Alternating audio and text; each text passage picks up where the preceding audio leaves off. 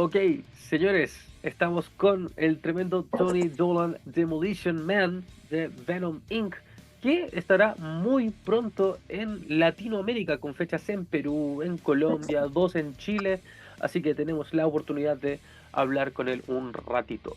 Tony, how are you today? Hola, bueno, bueno, muchas gracias. ¿Cómo estás? Muy bien. ¿Y tú? Esto, muy bien, muy bien. Great. Well, Tony, I need to ask you about this. There's only black because, well, I love that album, and well, how was? I know it's almost 2 years old, but how was the recording process of that album? Yeah, it was kind of strange because we'd had a very heavy touring season, and we've been writing quite a lot, um, but we couldn't really find space to record because we were constantly doing shows. Um, and then, of course, the pandemic hit. Mhm. So I thought, well, at first it seemed like everybody thought it was going to be maybe a couple of months we'd be stopped from traveling. So I just thought it was the best time to record while we couldn't do shows. Yeah. This was like perfect. So we began to record, and the idea was to put it out the following season, so March time, the following year. Of course, then the pandemic went on and on and on, and the label was saying, about the timeline for putting the album out. But my thinking was, well, we finished it, so we can get it done. But what's the point of putting the album out? I mean, great to have some new music, but I want to go out and play the music. And it looked like we could put it out this year and then not play any shows for 2 years by the time it's an old album. So, it was kind of crazy trying to work it out. But we composed two albums worth. So we had a part one and a part two lined up for the album. Oh. And the whole idea was based around Dante's Inferno, the nine circles of hell, and your journey from birth to death and all the shit that happens in between, So it was a kind of an adventure. And, questioning the positives and the negatives of life, good versus evil, black versus white, all that kind of stuff, and what influences us. And then Mantis just sent me a track. He said he'd wrote about his death experience when he had his first heart attack. Mhm. And I said, oh, okay, cool. And I heard the track, sounded great. I loved it and said, okay, have you thought of any titles for it? And he said, well, actually, I wrote the lyrics and I have a title. And I said, okay. And he said, I call it There's Only Black because when I died, that's all I saw. I didn't see any lights or anything. I just saw black. And that just was like, wow, okay, that's it. That's what the album's called. That's where we're going. That's what it means, everything. And so, that then inspired me to relook at the whole process and think for the songs and think, we're constantly questioning as mankind, everything from what's on the moon to what's beyond the moon, what's the next planet, what's at the end of the universe, how did we get here, why are we here, what happens when we're not here, what's in a black hole, and they're unanswerable questions, most of them, because we can go to the moon and figure out we don't know. We can't go to the end of the universe and we can't go into a black hole, and we don't know what happens when we die. What is the next step? We can guess, but you have to actually do these things in order to know. And once you've done them. You can't come back and tell me what it's like. I have to then do it. So I thought that's a great question that we always do, and that kind of communicates with everybody. And we even looked at things like the speed of the songs. And how they preceded themselves, because on Arvia, when we did Arvia, it was about the darkness of mankind, and we wanted it to be foreboding and heavy and, kind of low metal, but not ultra fast, but really, heavier. And on this one, I think we looked at the fleetingness of life, that we're here for moments. And so the speed is kind of representative of how fast you exist on the planet. So, that's the impetus behind it. Well, no, and it's a nice album. I love even the artwork is like really minimalistic, but it's so cool with this like broken glass. I'm always saying that it's like a broken glass, but it's like a black hole. You're saying that, and it actually makes a lot of sense because well, we will never know what's beyond that. Beyond. Yeah. I mean, that was the whole idea. It's a kind of an energy circle of representing our existence, and around it is only black, and inside is only black, and that's not a negative thing. I wanted to have the artwork minimalistic because I wanted to provoke people to wonder what it was, and everybody has a different idea of what it's supposed to be, and then ask me as if I'm going to confirm that, but I can't confirm it because it's what do you think it is, and whatever you think it is, that's what it is. And also using that is kind of inviting you in. Like if you want to experience the album, just enter the black hole. You might find there's answers there. You might find nothing. You might find you might find nothing you like. But that's the whole point of that kind of experience is, we are pioneers. Humankind are pioneers, we explore the earth, we explore the seas, we never stop exploring, we never stop discovering, we never stop learning. So that's what I wanted the album to be, just a discovery. Maybe you'll find something that you connect to, and that was the point. And some people said about the logo, why didn't you use the Venom Inc logo on the album cover? And I did try, and it didn't kind of work. I tried it all kinds of ways, but it didn't kind of work with the premise of the album. And then I was walking through a cemetery, which is called Highgate Cemetery in North London, not far from me. A very famous cemetery. Karl Marx is there, and Charles Dickens' family, but there's a big vampire cult there. It's a very beautiful cemetery up on a hill, lots of mausoleums.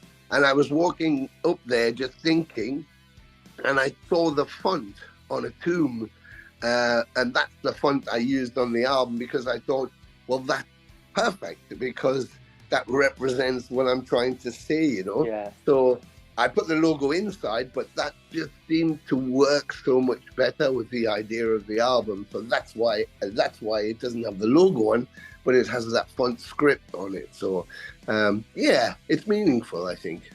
Yeah, I was always thinking about that why not the logo? It's like this.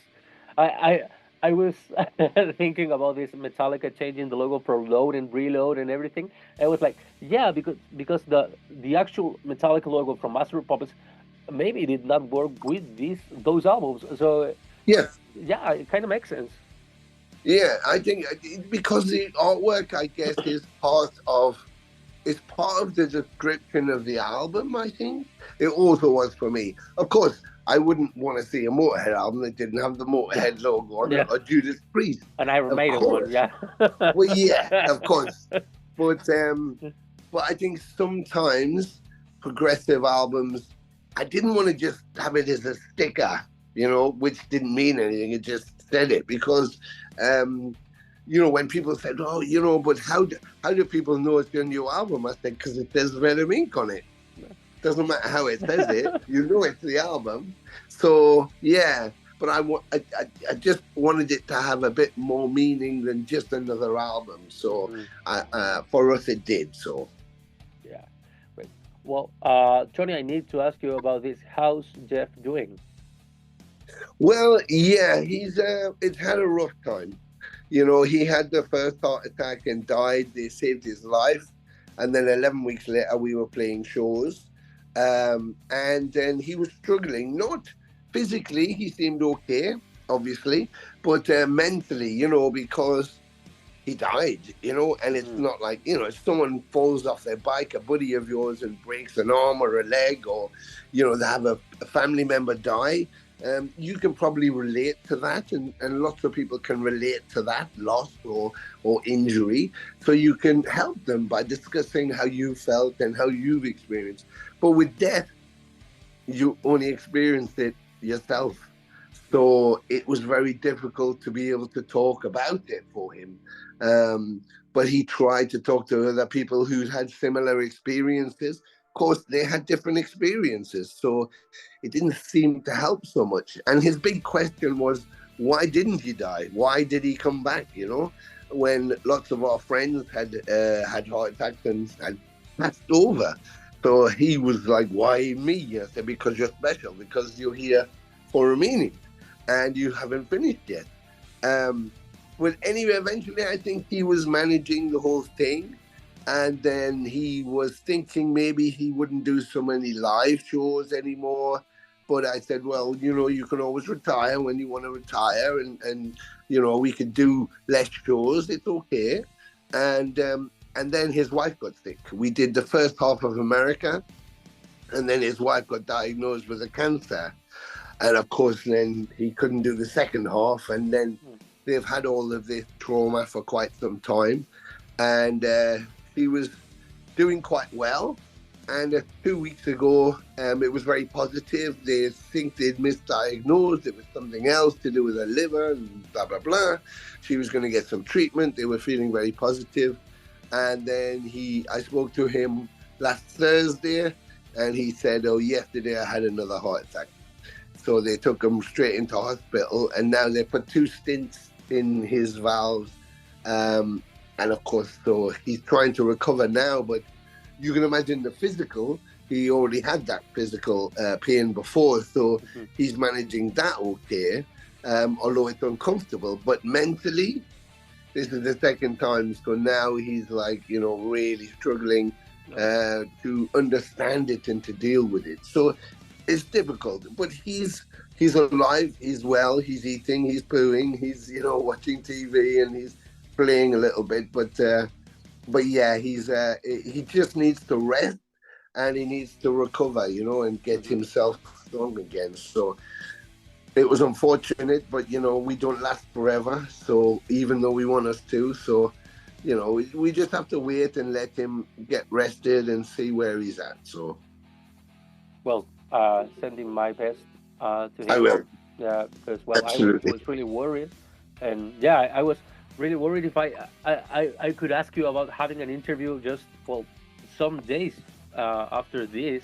So, and it's a complicated issue, so it's not a thing to like talk about like it's nothing.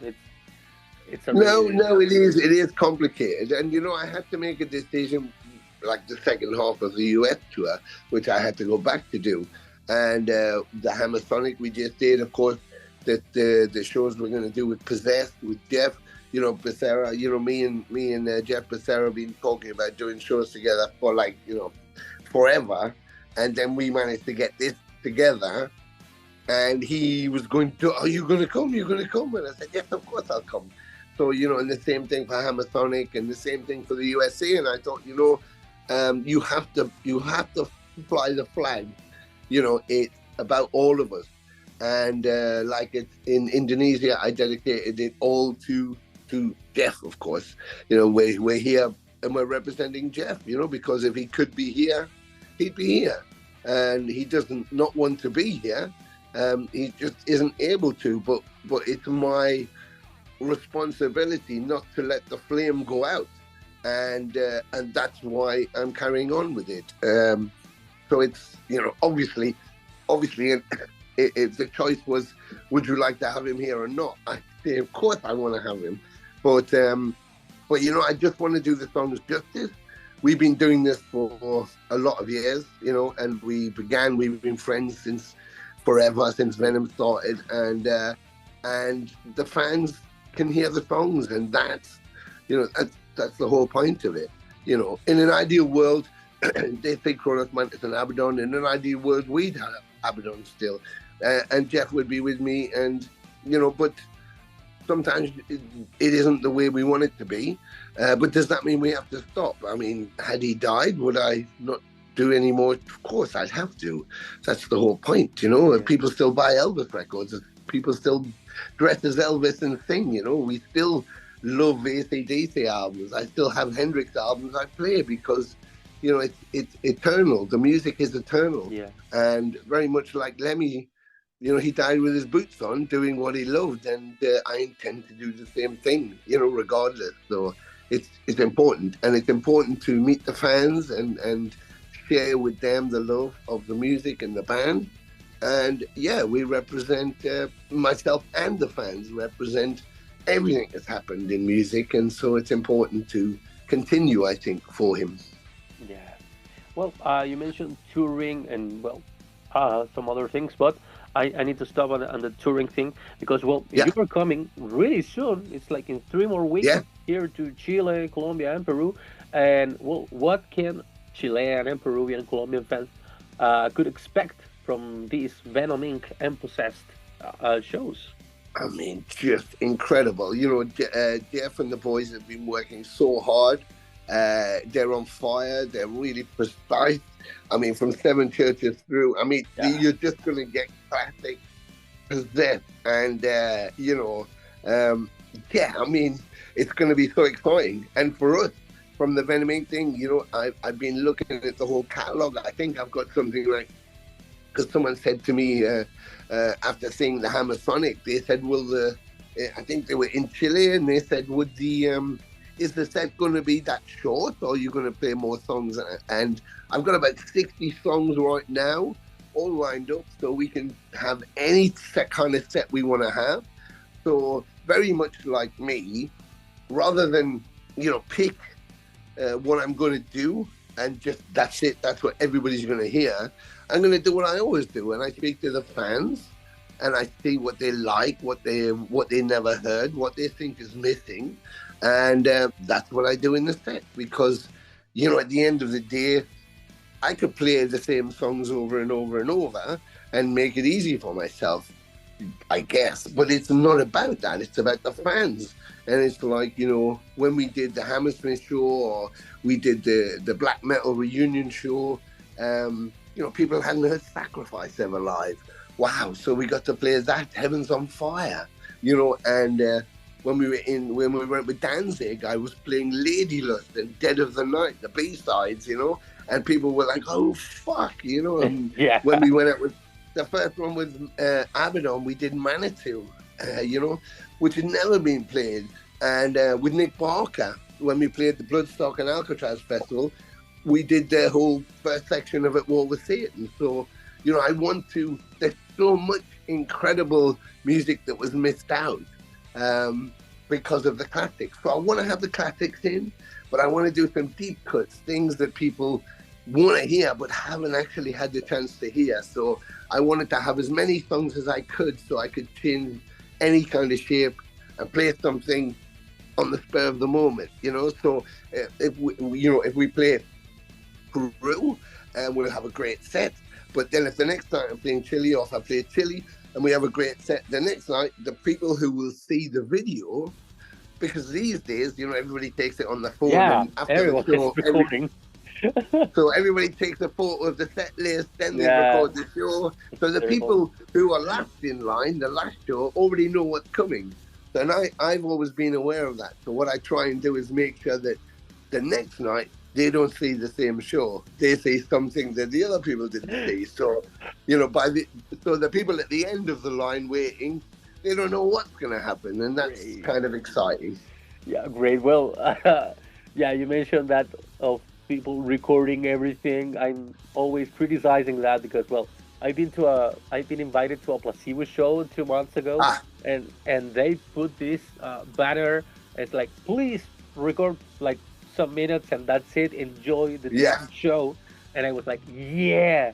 And my last show was Avatar here, and I know Avatar is like different public and everything, but it was like 1,000 people, and 900 of them were recording the whole show, and I was like, Yeah. man, Yeah. this is. I mean, and, when we we did a run with Glenn Danzig on the West Coast with Power Trip, and we did I think we did 7 shows, and nobody was allowed to take cameras in.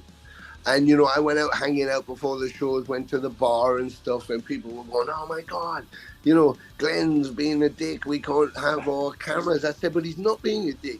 No. Listen, you've got amazing music in front of you, and everybody's playing as hard as they can and trying to entertain you. And you're standing there. Why do you want to put a phone in front of you so you're not there? I said, you might as well go home and watch it on TV. I mean, who are you recording it for? If you want to take some photos, great. If you want to take a bit of video, but, you know, if you take it and put it this way, you're actually there. I said, so he wants you to experience this as a moment in time, because for Glenn, very much like myself and for many musicians, when we went to see shows, we had to experience them. We didn't have mobile phones. We didn't have all the internet, so social media. So we went to a show, we experienced the show, and it's in here, and it became part of us. And so I think, you know, I understand culturally, you know, modern days the way it is, younger people live on their phones, and I think that's amazing. And of course, if I can't go to a show, I'd love to see some of it. So I do appreciate them doing it, but I'd like them to experience the show. And if you spend a whole show on your phone, you haven't really experienced it. You know, not the same. So give yourself a break. Maybe do a bit at the beginning, a bit at the end, and in the middle, just let yourself go. Yeah, I'm always doing that because I'm working on this, so I need to record. But the most of the time I'm on the mosh pit. So yeah. That's it. Yeah, enjoying the show. Yeah.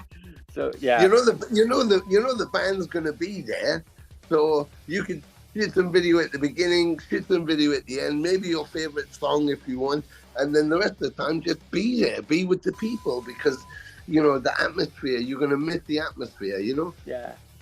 It's terrible. Yeah. Oh well, and now you're forcing me to go to the Concepcion show because you're doing different set lists.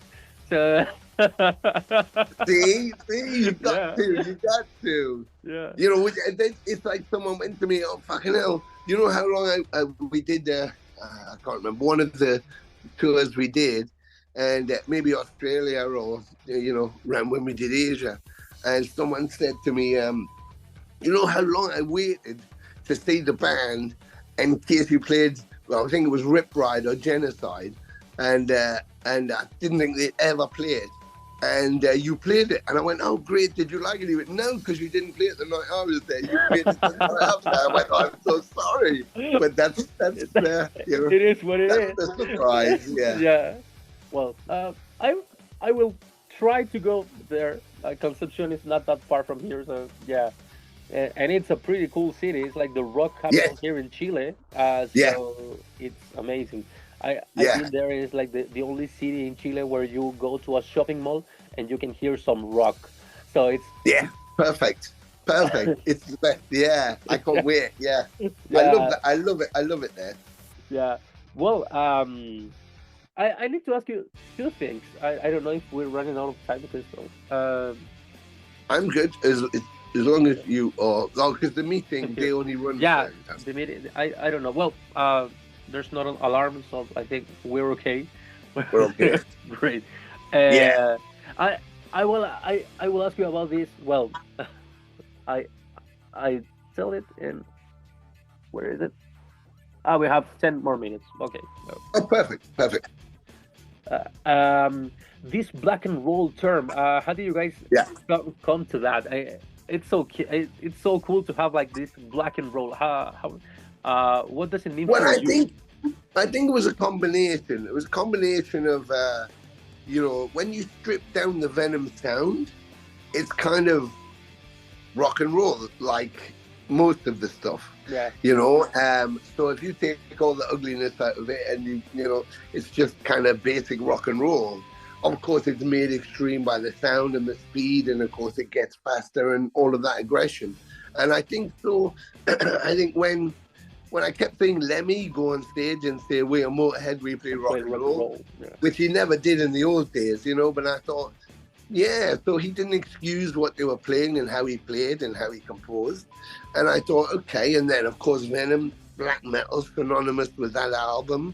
So I thought, oh, so when we came to that song, we wanted to make it about all of the bands that we used to go and got us excited, you know. So the whole song is about the lines and quotes from those bands, you know, everybody from Rush to Metallica.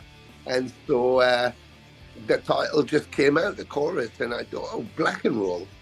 That's like where the satanic Motorhead, or where the rock and roll version, you know, because even in black metal, the line is lay down your soul to the gods rock and roll. Yeah. You know, so I thought, yeah, that's it, black and roll. Why not black and roll? So it just seems to fit what we do. Yeah. Yeah, no, I love that. I needed to ask Brilliant. you that for ages because black and Okay. roll. Yeah. Yeah, so you know, because the question of a Venom being black metal is relevant, of course, because of the genre, and people go, well, yeah, Venom's not really black metal. It's like, yeah, well, I suppose Quorthon, if you think of the development of black metal, Quorthon's probably the originator of that sound, that style, maybe that sound. But the whole point of calling the music black metal was to distinguish itself from everything else. So although the genre is very different sound-wise, sonically, they took the title. But it's like, but then when I see like 50 black metal bands all sounding kind of the same, I think, you know, you miss the point. The whole point is about individuality. Yeah. The whole beauty of our music and our, you know, our community across the globe is about our individuality. It's why governments across the planet think our music is terrible, think it's bad influence. They don't like the culture, the tattooing, the piercings. It makes them nervous. But that's because we don't conform to normality. We want to have a voice. We say what we want. We come together as a community and express ourselves without shame. We embrace the extremity of our music. And it's, you know, like I said to someone the other day when I was in Poland, a very Catholic place. They have behemoths, but you can ask Nurgle about the problems he has. But you see people coming out of a church in Poland, nobody's smiling. You come out of a behemoth concert, everybody's smiling. Yeah. You know, so what's the good and what's the bad? Which one's influencing the most? The good one. Yeah, the extreme one. The extreme one. Mm-hmm. So, yeah. Well, Tony, is Venom Inc. releasing new music someday, like soon? Yes. Excuse me. Yeah. Well, we like I say, we recorded 24 songs, and then the label selected the ones for There's Only Black, so that was 12 songs. So we have 12 in the can left, and I've been recomposing, rewriting, touching up. So has Mantis. So we have the other one kind of ready to record. Again, because of his situation and because of that delayed us. So, but we've got some we can already produce. But I'm planning at the moment a few live albums, and there's some older material going to be re-released as a part of a composite box set, and of course the second album. So I'm hoping I can have it done by the end of the year, and then it will be out sooner, because we didn't plan to do the first album really. So it was kind of like, do an album. It was like, okay. So we did one, and then you know, then we just played shows. We constantly toured. We were everywhere on the planet, just playing festivals and everything. And then someone said, "Oh, you're going to do another album?" And we went, "Oh, yeah, maybe we should." And of course we thought, right, we'll plan to do it then. And of course lockdown meant we could do it. So, you know, usually we didn't have enough time to go to studio because we were always ready to do something else. But now we have the time. Jeff has to rest, so it's perfect. I can do the live shows while he's preparing stuff, and then we can continue. So yeah, the new one will be out as soon as possible. And if he hadn't had his situation, we'd be looking at putting it out pre-summer or just after summer this year. Of course, the situation is a bit difficult, so it'll probably be early next year, March, hopefully. If I could get it done for Christmas, I absolutely will. But we have lots of live dates, so we'll see what happens. Great. Well, Tony, thank you for your time. It's been a pleasure to talk to you. If you can say something to your Latin American fans, this is the time. I just want to say, guys, I love you. I can't wait to come down there. The show will be a show of shows. I promise you won't be disappointed. We're so looking forward to you. Jeff and the boys in Possess, my boys, all the bands are just so excited to be there. Please come down. Please lose your mind. You're free for one night. Come say hi. I'll be hanging around. Come see Jeff. He loves talking to people. And yeah, we can't wait to embrace you and to see you. Keep staying metal. Keep supporting your own metal.